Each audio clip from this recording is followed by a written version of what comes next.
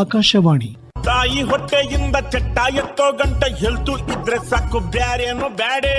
ಆರೋಗ್ಯ ದೇವಿಗೆ ಸಾಪ್ತಾಹಿಕ ಕಾರ್ಯಕ್ರಮದ ಪ್ರಾಯೋಜಕರು Subbaiah medical and dental college hospital, Shivamogga.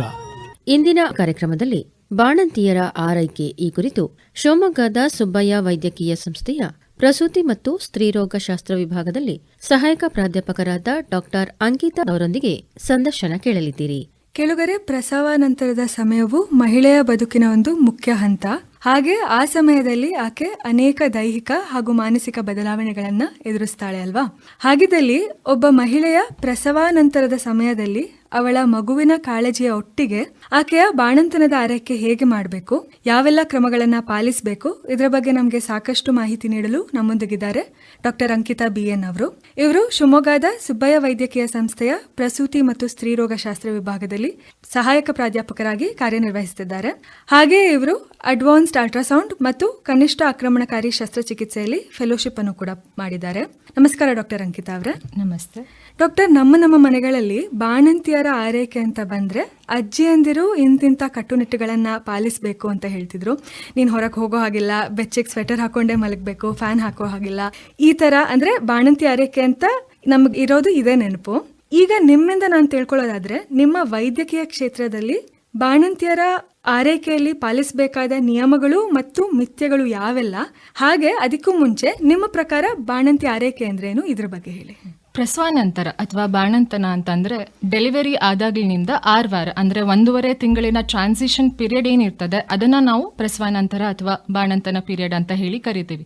ಈ ಅವಧಿಯಲ್ಲಿ ತಾಯಿಯಲ್ಲಿ ಬಹಳಷ್ಟು ದೈಹಿಕ ಆರೋಗ್ಯ ಚೇಂಜಸ್ ಆಗಿರ್ಬೋದು, ರಾಸಾಯನಿಕ ಅಂದ್ರೆ ಹಾರ್ಮೋನಲ್ ಚೇಂಜಸ್ ಆಗಿರ್ಬೋದು, ಮಾನಸಿಕ ಚೇಂಜಸ್ ಆಗಿರ್ಬೋದು, ಬಹಳಷ್ಟು ಚೇಂಜಸ್ ಆಗೋದ್ರಿಂದ ಇದು ತುಂಬಾ ಸೂಕ್ಷ್ಮವಾದ ಟೈಮ್. ಬೋತ್ ತಾಯಿ ಹಾಗೂ ಮಗುವಿನ ಆರೋಗ್ಯದ ಪೋಷಣೆ ಈ ಟೈಮಲ್ಲಿ ನಾವು ಮಾಡೋದು ತುಂಬಾ ಅತ್ಯಗತ್ಯ ಆಗ್ತದೆ. ಇನ್ನು ನಾವು ಕೆಲವೊಂದಷ್ಟು ಚೇಂಜಸ್ ಗಳು ಏನೇನ್ ಆಗ್ತದೆ ಹಾಗಾದ್ರೆ ಈ ಪೋಸ್ಟ್ ಪಾರ್ಟಮ್ ಪೀರಿಯಡ್ ಅಲ್ಲಿ ಅಂತ ಹೇಳಿ ನೋಡೋದಾದ್ರೆ, ಮೇನ್ಲಿ ಯುಟ್ರೈನ್ ಇನ್ವಲ್ಯೂಷನ್ ಅಂತ ಹೇಳಿ ಕರಿತೀವಿ. ಅಂದ್ರೆ ಈ ಪ್ರೆಗ್ನೆನ್ಸಿ ಟೈಮ್ ಅಲ್ಲಿ ಮಗು ಮತ್ತೆ ನೀರನ್ನು ಎಲ್ಲವನ್ನೂ ಇಟ್ಟುಕೊಂಡಿದ್ದಂತಹ ಯೂಟ್ರಸ್ 1 kg ಅಷ್ಟು ದೊಡ್ಡದಾಗಿ ಬೆಳೆದಿರ್ತದೆ. ಇದು ವಾಪಸ್ ತನ್ನ ಪ್ರೀ ಪ್ರೆಗ್ನೆಂಟ್ ಸ್ಟೇಟಿಗೆ ಹೋಗಕ್ಕೆ ಅಂದ್ರೆ ಒಂದು ಮುಷ್ಟಿಗಾತ್ರದಲ್ಲಿ ಒಂದು 50 ಗ್ರಾಮ್ ಅಷ್ಟು ಅದು ಶ್ರಿಂಕ್ ಆಗಬೇಕು. ಸೊ ಇಮಿಡಿಯೇಟ್ಲಿ ಆಫ್ಟರ್ ಡೆಲಿವರಿ ಆ ಯೂಟ್ರಸ್ ನಾರ್ಮಲ್ ಪೊಸಿಷನ್ಗೆ ಹೋಗೋದಿಲ್ಲ.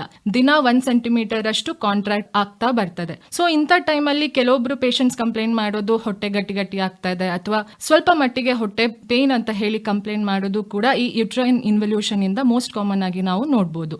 ಇನ್ನ ಬಾಣಂತನದ ಮುಟ್ಟು ಅಥವಾ ನಾವು ಲೋಕಿಯಾ ಅಂತ ಏನು ಕರಿತೀವಿ, ಇದು ಕೂಡ ಮೋಸ್ಟ್ ಕಾಮನ್ ಕಂಪ್ಲೇಂಟ್ ಪೇಷಂಟ್ಸ್ದು. ಕೆಲವೊಂದು ಬಾಣಂತಿಯರಲ್ಲಿ ಏನಾಗುತ್ತೆ ಅಂತಂದ್ರೆ ಈ ಬಾಣಂತನದ ಮುಟ್ಟು ಏನಿರ್ತದೆ 2 ವಾರದ ತನಕ ನಾವು ದಿನಕ್ಕೆ 1 ರಿಂದ 2 ಪ್ಯಾಡ್ ಯೂಸ್ ಮಾಡೋಷ್ಟು ನಾರ್ಮಲ್ ಆಗಿ ನಾವು ನೋಡ್ತೀವಿ. ಕೆಲವೊಂದು ಹೆಣ್ಮಕ್ಳಲ್ಲಿ ಇದು ಸ್ವಲ್ಪ ಲೇಟ್ ಆಗಿ ಅಂದ್ರೆ 5 ವಾರದ ತನಕ ಪೋಸ್ಟ್ ಪಾರ್ಟಮ್ ಪೀರಿಯಡ್ ಅಲ್ಲೂ ಕೂಡ ನಮಗೆ ಕಾಣ್ಬರ್ತದೆ.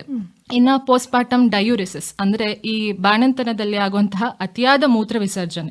ಇದು ಯಾಕಾಗತ್ತೆ ಅಂದ್ರೆ ಪ್ರೆಗ್ನೆನ್ಸಿ ಟೈಮ್ ಅಲ್ಲಿ ನಮ್ಮ ಬಾಡಿಲಿ ಹೆಚ್ಚಾಗಿ ನೀರು ಶೇಖರಣೆ ಆಗಿರ್ತದೆ.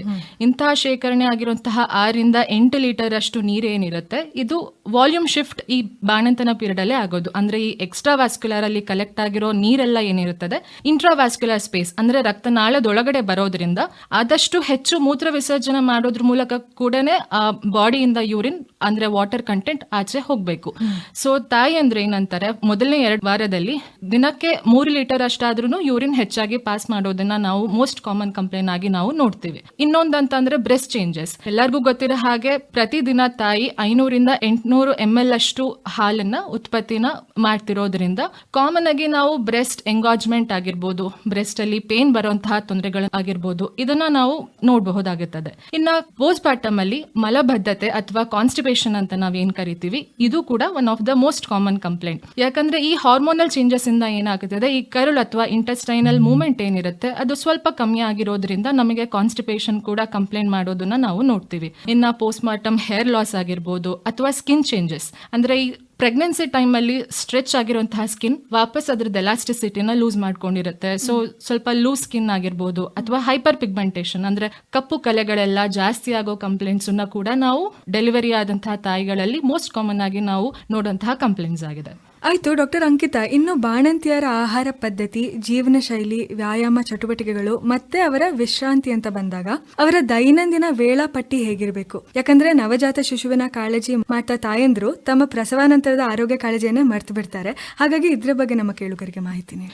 ಬಾಣಂತಿ ಆಹಾರದ ಬಗ್ಗೆ ಡೆಫಿನೆಟ್ಲಿ ಬಹಳಷ್ಟು ಮಿಥ್ಯಗಳಿದೆ ಅಂದ್ರೆ ಸುಳ್ಳೆ ಆಗೋದಿಲ್ಲ. ಬಹಳಷ್ಟು ಮಂದಿ ಏನ್ ಮಾಡ್ತಾರೆ ಅಂದ್ರೆ ಬಾಣಂತಿ ಆದವರಿಗೆ ಬರೀ ಗಂಜಿ ಕೊಡ್ಬೇಕು ಅಥವಾ ಬರೀ ತೆಳುವಿನ ನೀರಿನ ಪದಾರ್ಥ ಮಾತ್ರ ಕೊಡ್ಬೇಕು, ನಂಜಿನ ಪದಾರ್ಥ ಕೊಡಬಾರ್ದು, ಶೀತ ಪದಾರ್ಥ ಕೊಟ್ರೆ ಮಗುಗೂ ಕೂಡ ನಂಜಾಗತ್ತೆ ಅನ್ನೋ ಅನೇಕ ತಪ್ಪು ಕಲ್ಪನೆ ಖಂಡಿತ ಇದೆ. ಸೊ ಏನಾಗುತ್ತೆ ಅಂದ್ರೆ ಈ ಬ್ರೆಸ್ಟ್ ಫೀಡಿಂಗ್ ಮಾಡಿರುತ್ತಿರುವ ತಾಯಂದ್ರಲ್ಲಿ ನಾರ್ಮಲ್ ಹ್ಯೂಮನ್ಗೆ ರಿಕ್ವೈರ್ಮೆಂಟ್ ಇರೋದಕ್ಕಿಂತ ಜಾಸ್ತಿ 500 ಕಿಲೋ ಕ್ಯಾಲರಿಯಷ್ಟು ಎನರ್ಜಿ ರಿಕ್ವೈರ್ಮೆಂಟ್ ಜಾಸ್ತಿ ಇರ್ತದೆ.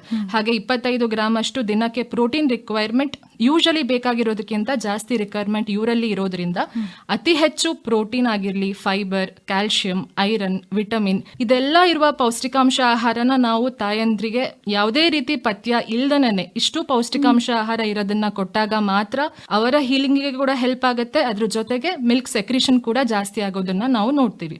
ಎಲ್ಲಾ ತರದ ಹಸಿರು ಸೊಪ್ಪು ತರಕಾರಿಗಳಿರ್ಬೋದು, ಎಕ್ಸ್ಪೆಷಲಿ ನುಗ್ಗೆ ಸೊಪ್ಪು, ಅದರಲ್ಲಿ ಐರನ್ ಮತ್ತೆ ಕ್ಯಾಲ್ಸಿಯಂ ಕಂಟೆಂಟ್ ಜಾಸ್ತಿ ಇರೋದ್ರಿಂದ, ಹಾಗೆ ಮೊಳಕೆ ಬರಿಸಿದ ಧಾನ್ಯಗಳಾಗಿರ್ಬೋದು, ರಾಗಿ ಆಗಿರ್ಬೋದು, ಜೋಳ, ಮೊಟ್ಟೆ ಬಳಸುವಂತವರು ದಿನಕ್ಕೆ 2 ಬೇಯಿಸಿದ ಮೊಟ್ಟೆ ತಿನ್ಬೋದು, ಫಿಶ್ ಬಳಸ್ಬೋದು, ಮಾಂಸ ಬಳಸ್ಬೋದು. ಹಾಗೆ ಕೆಲವೊಂದು ಹಾಲು ಉತ್ಪತ್ತಿ ಜಾಸ್ತಿ ಮಾಡುವ ಪದಾರ್ಥಗಳಿರುತ್ತೆ, ಇದನ್ನ ನಾವು ಗ್ಯಾಲಕ್ಟೋಗಾಕ್ಸ್ ಅಂತ ಹೇಳಿ ಕರಿತೀವಿ. ಎಕ್ಸಾಂಪಲ್ ಮೆಂತ್ಯ ಆಗಿರ್ಬೋದು, ಜೀರಿಗೆ, ಓಂಕಾಳು, ಕರಿಮೆಣಸು, ಬೆಳ್ಳುಳ್ಳಿ, ಅಂಟಿನ ಉಂಡೆ, ಸೋರೆಕಾಯಿ, ಸಬ್ಬಸ್ಗೆ ಇದೆಲ್ಲ ಕೊಡೋದ್ರಿಂದ ಹಾಲು ಉತ್ಪತ್ತಿ ಜಾಸ್ತಿ ಆಗತ್ತೆ ಅಂತ ಹೇಳಿ ನಾವು ಕರಿತೀವಿ. ಇದಿಷ್ಟೇ ಅಲ್ಲದೆ ಐರನ್ ಮತ್ತೆ ಕ್ಯಾಲ್ಸಿಯಂ ಟ್ಯಾಬ್ಲೆಟ್ಸ್ ಅನ್ನ ಕೂಡ ಡೆಲಿವರಿ ಆಗುವಂತಹ ಹೆಣ್ಣು ಮಕ್ಕಳು 3 ತಿಂಗಳಿನ ತನಕ ಕಂಟಿನ್ಯೂ ಮಾಡೋದ್ರಿಂದ ಐರನ್ ಸ್ಟೋರ್ಸ್ ಕೂಡ ವೃದ್ಧಿ ಆಗುತ್ತೆ. ಇನ್ನು ನೀರಿನ ವಿಷಯಕ್ಕೆ ಬರೋದಾದ್ರೆ ಬಹಳಷ್ಟು ಮಂದಿಲಿ ತಪ್ಪು ಕಲ್ಪನೆ ಇರೋದು ಹೆಚ್ಚು ನೀರು ಕುಡಿದ್ರೆ ಹೊಟ್ಟೆ ಕರಗೋದಿಲ್ಲ ಅಂತ ಹೇಳಿ ತಾಯಂದ್ರಿಗೆ ನೀರೇ ಕೊಡೋದಿಲ್ಲ. ಸೊ ಈ ಡಿಹೈಡ್ರೇಷನ್ ಇಂದ ಕೂಡ ಬಾಣಂತನದಲ್ಲಿ ಎಷ್ಟೊಂದು ಕಾಂಪ್ಲಿಕೇಶನ್ಸ್, ಲೈಕ್ ಅವರಿಗೆ ಮಿಲ್ಕ್ ಸೆಕ್ರಿಷನ್ ಕಮ್ಮಿ ಆಗುತ್ತೆ, ಪದೇ ಪದೇ ಮೂತ್ರದ ಇನ್ಫೆಕ್ಷನ್ ಆಗುತ್ತೆ, ಮಲಬದ್ಧತೆ ಆಗುತ್ತೆ, ರಕ್ತ ಹೆಪ್ಪುಗಟ್ಟಿ ಸ್ಟ್ರೋಕ್ ಕೂಡ ಆಗುವಂತ ಕಾಂಪ್ಲಿಕೇಶನ್ಸ್ ಎಲ್ಲ ಈ ಡಿಹೈಡ್ರೇಷನ್ ಅಲ್ಲಿ ಆಗೋದ್ರಿಂದ ಆದಷ್ಟು ನೀರನ್ನ ನಾವು ಸೇವಿಸ್ಲಿಕ್ಕೆ ನಾವು ತಾಯಿಗೆ ಅಡ್ವೈಸ್ ಮಾಡೇ ಮಾಡ್ತೀವಿ. ಅಂದ್ರೆ ದಿನಕ್ಕೆ 16 ಕಪ್ ಅಷ್ಟು 4 ಲೀಟರ್ ಅಷ್ಟಾದ್ರೂ ನೀರು ಅಂದಾಜು ಖಂಡಿತ ಡೆಲಿವರಿ ಆಗುವಂತಹ ಹೆಣ್ಣು ಮಕ್ಕಳು ಖಂಡಿತ ತಗೊಂಡ್ಲೇಬೇಕು. ಇನ್ನ ರೆಸ್ಟ್ ಮತ್ತೆ ಎಕ್ಸಸೈಸಸ್ ಬಂದ್ರೆ ಕೆಲವೊಂದು ಅಜ್ಜಿಯಂದ್ರೆಲ್ಲ ಹೇಳ್ತಾರೆ ಬಾಣಂತಿಯರು ಯಾವಾಗ್ಲೂ ಮಲಗಿರ್ಲೇಬೇಕು, ಕತ್ತಲೆ ಕೋಣೆಯಲ್ಲಿ ಇರಬೇಕು, ಕೆಲಸನೇ ಮಾಡಿಸೋದಿಲ್ಲ ಅವ್ರ ಕೈಯಲ್ಲೆಲ್ಲ. ಇದೆಲ್ಲ ನಿಜವಾಗ್ಲೂ ಬಹಳ ಕಾಂಪ್ಲಿಕೇಶನ್ಸ್ ಗಳಿಗೆನೆ ಲೀಡ್ ಮಾಡೋದು. ಬಿಕಾಸ್ ನಾವು ರೆಕಮೆಂಡ್ ಮಾಡೋದು ಅರ್ಲಿ ಆಂಬ್ಯುಲೇಷನ್, ಅಂದ್ರೆ ಡೆಲಿವರಿ ಆಗ್ಬಿಟ್ಟು 12 ಗಂಟೆಗಳ ಕಾಲ ಮಾತ್ರ ತಾಯಿಗೆ ರೆಸ್ಟ್ ಬೇಕಾಗಿರೋದು. ತದನಂತರದಿಂದ ನಿಧಾನವಾಗಿ ದಿನನಿತ್ಯದ ಎಲ್ಲಾ ಕೆಲಸಗಳನ್ನು ತಾಯಿ ಮಾಡ್ಕೊಳ್ಬೇಕು. ಅದರಿಂದ ಅವರಿಗೆ ಫಾಸ್ಟರ್ ರಿಕವರಿಗೂ ಹೆಲ್ಪ್ ಆಗುತ್ತೆ, ಬ್ಲಡ್ ಸರ್ಕ್ಯುಲೇಷನ್ ಜಾಸ್ತಿ ಆಗುತ್ತೆ, ಅವರ ಮಾನಸಿಕ ಆರೋಗ್ಯದ ಮೇಲೆ ಕೂಡ ಪರಿಣಾಮ ಬೀರೋದ್ರಿಂದ ಆದಷ್ಟು ತನ್ನ ದಿನನಿತ್ಯದ ಕೆಲಸಗಳನ್ನ ಅವರು ಮಾಡಿಕೊಳ್ಳೋದನ್ನ ನಾವು ಅಡ್ವೈಸ್ ಮಾಡ್ತೀವಿ. ಇನ್ನ ಎಕ್ಸಸೈಸಸ್ ಯಾವಾಗ ಸ್ಟಾರ್ಟ್ ಮಾಡಬೇಕು ಅನ್ನೋ ವಿಷಯಕ್ಕೆ ಬಂದ್ರೆ ಮಿನಿಮಮ್ 2 ತಿಂಗಳ ತನಕ ನಾವು ದಿನನಿತ್ಯದ ಕೆಲಸಗಳನ್ನ ಮಾತ್ರ ಮಾಡ್ಕೊಳ್ಳಿ ಅಂತ ಹೇಳ್ತೀವಿ. ಡೆಲಿವರಿ ಆಗಿ ಎಕ್ಸ್ಪೆಷಲಿ ಸಿಸೇರಿಯನ್ ಆಗಿ 2 ಮಂತ್ಸ್ ಆದ್ಮೇಲಿಂದ ಅವರು ನಿಧಾನವಾಗಿ ವಾಕಿಂಗ್ ಆಗಿರ್ಬೋದು, ಯೋಗ ಆಗಿರ್ಬೋದು, ಅಥವಾ ಪೆಲ್ವಿಕ್ ಫ್ಲೋರ್ ಮಸಲ್ ಟ್ರೈನಿಂಗ್ ಅಂದ್ರೆ ಸೊಂಟದ ಕೆಳಭಾಗದ ಶ್ರೋಣಿ ಮಸಲ್ ಸ್ಟ್ರೆಂಥನಿಂಗ್ ಎಕ್ಸಸೈಸಸ್ ಇರಬಹುದು, ಹೊಟ್ಟೆಯ ಬೊಜ್ಜು ಕರಗಿಸ್ಲಿಕ್ಕೆ ಅಬ್ಡಾಮಿನಲ್ ಎಕ್ಸಸೈಸಸ್ ಅನ್ನ 2 ತಿಂಗಳ ನಂತರದಿಂದ ಸ್ಟಾರ್ಟ್ ಮಾಡಬಹುದು ಅಂತ ಹೇಳ್ತೀವಿ. ಇದರಿಂದ ಮಾತ್ರ ಹೊಟ್ಟೆಯ ಬೊಜ್ಜು ಕರಗತ್ತೆ ಹೊರತು ಯಾವುದೇ ಟಮ್ಮಿ ಬೈಂಡಿಂಗ್ ಅಥವಾ ಹೊಟ್ಟೆಗೆ ಬಟ್ಟೆ ಕಟ್ಟೋದ್ರಿಂದ ಆಗ್ಲಿ ಯಾವುದೇ ಬೊಜ್ಜು ಕರಗೋದಿಲ್ಲ ಅಂತ ಹೇಳಿ ನಾವು ಅವರಿಗೆ ಅಡ್ವೈಸ್ ಮಾಡಬಹುದು. ಸರಿ, ಇನ್ನು ಡಾಕ್ಟರ್, ಈ ಬಾಣಂತಿ ಸನ್ನಿ ಅಂತಾರಲ್ಲ, ಹಾಗಂದ್ರೇನು? ಈ ಬಾಣಂತಿ ಸನ್ನಿ ಅಥವಾ ಪೋಸ್ಟ್ ಪಾರ್ಟಮ್ ಡಿಪ್ರೆಷನ್ ಅಂತ ನಾವೇನ್ ಕರಿತೀವಿ, ಇದು 10-20% ಅಷ್ಟು ಕಾಮನ್ ಆಗಿದ್ರೂ ಕೂಡ ಬಹಳಷ್ಟು ಜನದಲ್ಲಿ ಏನಾಗುತ್ತೆ ಅಂದ್ರೆ ಈ ಸಿಂಪ್ಟಮ್ಸ್ ನ ನಾವು ಇಗ್ನೋರೇ ಮಾಡಿರ್ತೀವಿ ಅಥವಾ ಮೆಡಿಕಲ್ ಹೆಲ್ಪೇ ಕೂಡ ತಗೊಳೋದಿಲ್ಲ. ಬಟ್ ಎಲ್ಲಾ ಮೂಡ್ ಸ್ವಿಂಗ್ಸ್ ಗಳು ಬಾಣಂತಿ ಸನ್ನಿ ಆಗಿರೋದಿಲ್ಲ. ಯಾಕಂದ್ರೆ ನೈಸರ್ಗಿಕವಾಗಿ ಡೆಲಿವರಿ ಆದ್ಮೇಲೆ ತಾಯಿಯಲ್ಲಿ ದೈಹಿಕವಾಗಿ ಅಥವಾ ಹಾರ್ಮೋನಲ್ ಚೇಂಜಸ್ ಆಗ್ತಾ ಇರುತ್ತದೆ, ಸೋಷಿಯಲ್ ರೆಸ್ಪಾನ್ಸಿಬಿಲಿಟೀಸ್ ಜಾಸ್ತಿ ಆಗ್ತಿರುತ್ತೆ, ನಿದ್ದೆ ಇರೋದಿಲ್ಲ ತಾಯಿಗೆ, ಪ್ರೊಫೆಷನಲ್ ಲೈಫ್ ಇಂದ ಹೊರಗಡೆ ಬಂದಿರ್ತಾರೆ ತಾಯಿ. ಸೊ ಈ ಎಲ್ಲಾ ಚೇಂಜಸ್ ಆಗ್ತಿರ್ಬೇಕಾದ್ರೆ ಸ್ವಲ್ಪ ಮಟ್ಟಿಗೆ ಖಿನ್ನತೆ ಆಗಿರ್ಬೋದು, ಮೂಡ್ ಸ್ವಿಂಗ್ಸ್ ಆಗಿರ್ಬೋದು, ಅಥವಾ ಆಯಾಸ ಅನ್ಸೋದಾಗಿರ್ಬೋದು, ಇದು ಡೆಲಿವರಿ ಆಗಿರುವಂತಹ ತಾಯಿಯಲ್ಲಿ ನಾವು ಮೋಸ್ಟ್ ಕಾಮನ್ ಆಗಿ ನೋಡ್ತೀವಿ. ಇದನ್ನ ಪೋಸ್ಟ್ ಪಾರ್ಟಮ್ ಬ್ಲೂಸ್ ಅಂತ ಹೇಳಿ ಕರಿತೀವಿ. ಇದಕ್ಕೆ ಯಾವುದೇ ಟ್ರೀಟ್ಮೆಂಟ್ ನ ಕೊಡೋ ನೆಸೆಸಿಟಿ ಇರೋದಿಲ್ಲ. ನಾವು ಇದನ್ನ ತಡೆಗಟ್ಟಕ್ಕೆ ಅಡ್ವೈಸ್ ಮಾಡೋದು ಸಾಕಷ್ಟು ವಿಶ್ರಾಂತಿ ಆಗಿರ್ಬೋದು, ಅಥವಾ ಕುಟುಂಬ ಅಥವಾ ಸ್ನೇಹಿತರ ಬೆಂಬಲ ಇರಬೇಕು, ಅವರ ಭಾವನೆಗಳನ್ನ ಅವರು ಮುಕ್ತವಾಗಿ ಮಾತನಾಡಿಕೊಳ್ಬೇಕು, ಮತ್ತೆ ಹೊಸದಾಗಿ ಯಾರು ತಾಯ್ತನ ಅನುಭವಿಸ್ತಿರ್ತಾರೋ ಅವ್ರ ಜೊತೆ ಕಾನ್ಸ್ಟೆಂಟ್ ಆಗಿ ಕಾಂಟ್ಯಾಕ್ಟ್ ಅಲ್ಲಿ ಇರೋದ್ರಿಂದ ಕೂಡ ನಮಗೆ ಈ ಮೂಡ್ ಸ್ವಿಂಗ್ಸ್ ಗಳೆಲ್ಲ ಕಮ್ಮಿ ಆಗತ್ತೆ ಅಂತ ಹೇಳ್ತೀವಿ. ಹಾಗೆ ಇನ್ನೊಂದು ಇಂಪಾರ್ಟೆಂಟ್ ಆಗಿ ಎಷ್ಟೊಂದು ಜನ ಮನೆಗಳಲ್ಲಿ ಏನ್ ಮಾಡ್ತಾರೆ ಅಂದ್ರೆ ಬರೀ ಬ್ರೆಸ್ಟ್ ಫೀಡಿಂಗ್ ಮಾಡ್ಬೇಕಾದ್ರೆ ಮಾತ್ರ ಮಗುನ ತಾಯಿ ಹತ್ರ ಕೊಡ್ತಾರೆ. ಬೇರೆ ಟೈಮಲ್ಲೆಲ್ಲ ತಾವು ಮಗುನ ಎತ್ಕೊಂಡು ಆಟ ಆಡಿಸ್ತಾ ಇರೋದು, ಮಗು ಮತ್ತೆ ತಾಯಿನ ಒಟ್ಟಿಗೆ ಇರೋಕೆನೆ ಬಿಡೋದಿಲ್ಲ. ಇದರಿಂದ ತಾಯಿಯ ಮಾನಸಿಕ ಆರೋಗ್ಯದ ಮೇಲೆ ಅಷ್ಟೇ ಅಲ್ಲದೆ ಮಗುವಿನ ಆರೋಗ್ಯದ ಮೇಲೆ ಕೂಡ ಪ್ರಭಾವ ಬೀರೋದ್ರಿಂದ ಆದಷ್ಟು ನಾವು ಮಗು ಮತ್ತೆ ತಾಯಿಯ ಸಮೀಹತೆನ ಮೇಂಟೈನ್ ಮಾಡೋದು ಕೂಡ ತುಂಬಾ ಇಂಪಾರ್ಟೆಂಟ್.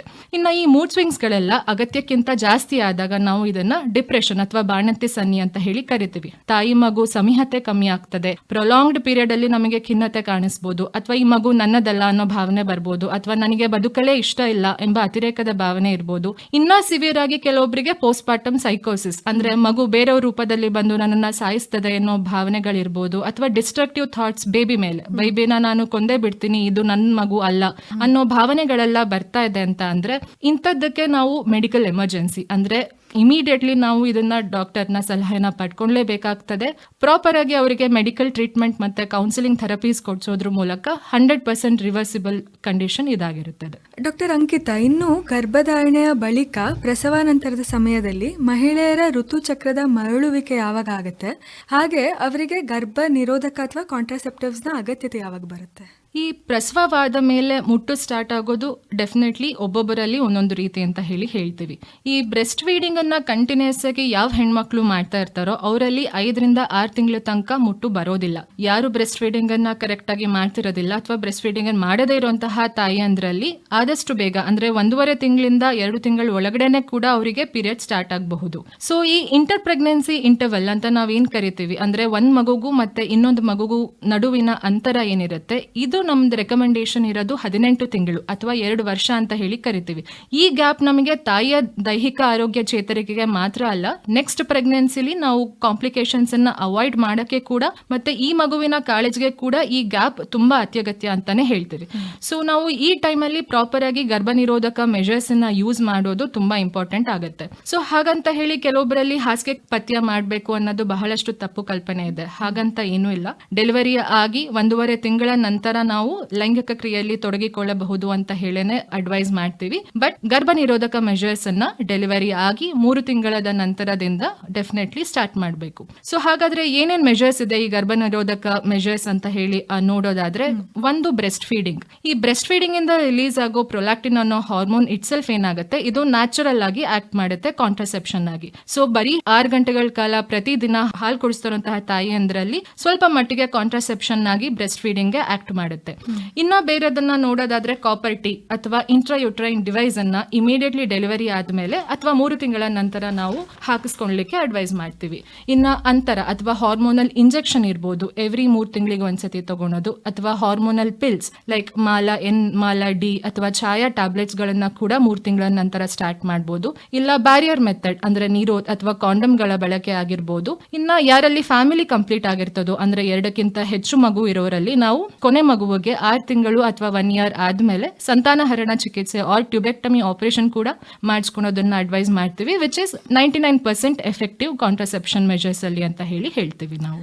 ಆಯ್ತು ಡಾಕ್ಟರ್, ಕೊನೆಯದಾಗಿ ನಾನು ನಿಮ್ಮನ್ನು ಕೇಳೋದಾದ್ರೆ, ಈ ಬಾಣಂತಿಯರಲ್ಲಿ ಯಾವೆಲ್ಲ ಎಚ್ಚರಿಕಾ ಲಕ್ಷಣಗಳನ್ನ ನೋಡಬಹುದು ಅಥವಾ ಇಂತಿಂತ ಲಕ್ಷಣಗಳು ಕಂಡು ಬಂದಲ್ಲಿ ಆಕೆ ವೈದ್ಯರನ್ನ ಭೇಟಿ ಮಾಡಬೇಕು ಅಂತ ಏನಾದ್ರೂ ಇದೆಯಾ? ಡೆಫಿನೆಟ್ಲಿ ಬಾಣಂತನದಲ್ಲಿ ಕಾಂಪ್ಲಿಕೇಶನ್ಸ್ ಅನ್ನೋದು ಇದ್ದೇ ಇರ್ತದೆ. ಲೈಕ್ ಸೆಕೆಂಡರಿ PPH ಅಥವಾ ತೀವ್ರ ರಕ್ತಸ್ರಾವ ಆಗಿರೋದಿರ್ಬೋದು, BP ಜಾಸ್ತಿಯಾಗಿ ಫಿಟ್ಸ್ ಬರೋದಾಗಿರ್ಬೋದು, ಎಂಬಾಲಿಸಮ್ ತೊಂದರೆ ಆಗಿರ್ಬೋದು, ರಕ್ತ ಹೆಪ್ಪುಗಟ್ಟುವಿಕೆ ಅಂದ್ರೆ ಥ್ರಾಂಬೋಸಿಸ್ ಇಂದ ಹಾರ್ಟ್ ಅಟ್ಯಾಕ್ ಆಗೋದು ಅಥವಾ ಸ್ಟ್ರೋಕ್ ಆಗೋದನ್ನ ನಾವು ನೋಡ್ಬೋದು, ಸೆಪ್ಸಿಸ್ ಅಥವಾ ಸೋಂಕುನ ತೊಂದರೆ ಆಗಿರ್ಬೋದು. ಇದೆಲ್ಲ ಕಾಂಪ್ಲಿಕೇಶನ್ಸ್ ಅನ್ನ ಗಮನದಲ್ಲಿ ಇಟ್ಕೊಂಡು ಇದೆಲ್ಲ ಕಾಂಪ್ಲಿಕೇಶನ್ಸ್ ಅನ್ನ ಪ್ರಿವೆಂಟ್ ಮಾಡಬೇಕು ಅಂದ್ರೆ ಮುನ್ನೆಚ್ಚರಿಕೆ ಕ್ರಮವಾಗಿನೇ ಕೆಲವೊಂದಷ್ಟು ವಾರ್ನಿಂಗ್ ಸೈನ್ಸ್ ಅಥವಾ ರೋಗ ಲಕ್ಷಣಗಳು ಕಂಡು ಬಂದಲ್ಲಿ ಇಮಿಡಿಯೇಟ್ ಆಗಿ ಡಾಕ್ಟರ್ನ ಹೋಗಿ ಖಂಡಿತ ಕಾಣಬೇಕು. ಯಾವ್ಯಾವ ಸಿಂಪ್ಟಮ್ಸ್ ಅಂತ ನೋಡೋದಾದ್ರೆ, ತುಂಬಾ ಜಾಸ್ತಿ ಬ್ಲೀಡಿಂಗ್ ಆಗ್ತಿರೋ ಅಂದ್ರೆ ದಿನಕ್ಕೆ 2 ರಿಂದ 3 ಪ್ಯಾಡ್ ಅಷ್ಟು ರಕ್ತಸ್ರಾವ ಆಗ್ತಿದ್ದಲ್ಲಿ ಇಮಿಡಿಯೇಟ್ಲಿ ಬಂದು ಡಾಕ್ಟರ್ನ ಕಾಣತಕ್ಕದ್ದು.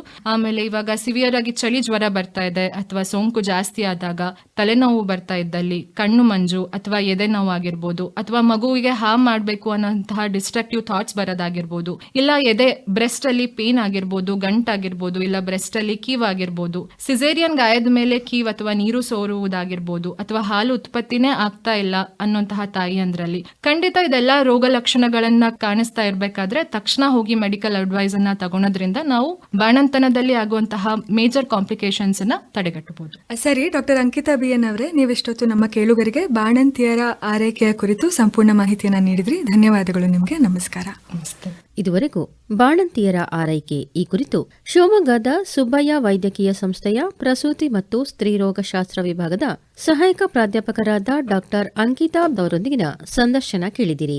ಸಂದರ್ಶಕರು ಡಾಕ್ಟರ್ ಸುಶ್ರಾವ್ಯ ಜೆ ಐತಾಳ್. ನೀವು ವಿವಿಧ ರೀತಿಯ ಆರೋಗ್ಯ ಸಮಸ್ಯೆಗಳನ್ನ ಎದುರಿಸ್ತಾ ಇದ್ದೀರಾ?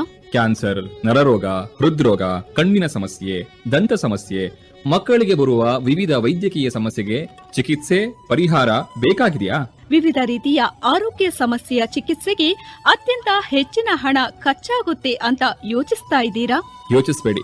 ಅತಿ ಕಡಿಮೆ ಖರ್ಚಿನಲ್ಲಿ ಆರೋಗ್ಯ ಚಿಕಿತ್ಸೆಗಾಗಿ ಸಂಪರ್ಕಿಸಿ Subbaiah dental and medical college hospital, Purle, Shivamogga. ಇದಲ್ಲದೆ ಎಲ್ಲ ರೀತಿಯ ಹೆಲ್ತ್ ಇನ್ಶೂರೆನ್ಸ್ ಮತ್ತು ಸುಬ್ಬಯ್ಯ ಹೆಲ್ತ್ ಕಾರ್ಡ್ಗೂ ಅವಕಾಶ ಇದೆ. ಹೆಚ್ಚಿನ ಮಾಹಿತಿಗಾಗಿ ಸಂಪರ್ಕಿಸಿ 7029990587. 7022990587. ಅಣ್ಣನ್ಗೆ ಕಾಯಿಲೆ ಮೊನ್ನೆಯಿಂದ, ಅಪ್ಪನ್ಗೆ ಉಸಿರೇ ಸಾಕಾಗಿದೆ. ಇದುವರೆಗೆ ಆರೋಗ್ಯ ದೀವಿಗೆ ಸಾಪ್ತಾಹಿಕ ಕಾರ್ಯಕ್ರಮವನ್ನ ಕೇಳಿದಿರಿ. ಕಾರ್ಯಕ್ರಮದ ಪ್ರಾಯೋಜಕರು Subbaiah medical and dental college hospital, Shivamogga. ನಿರ್ವಹಣೆ SR ಭಟ್, ಸಹಕಾರ ಸವಿತಾ S. ಈ ಕಾರ್ಯಕ್ರಮವನ್ನ ಪುನಃ ಕೇಳಲು ಆಕಾಶವಾಣಿ ಭದ್ರಾವತಿ ಯೂಟ್ಯೂಬ್ ಅನ್ನ ಸಬ್ಸ್ಕ್ರೈಬ್ ಮಾಡಿ.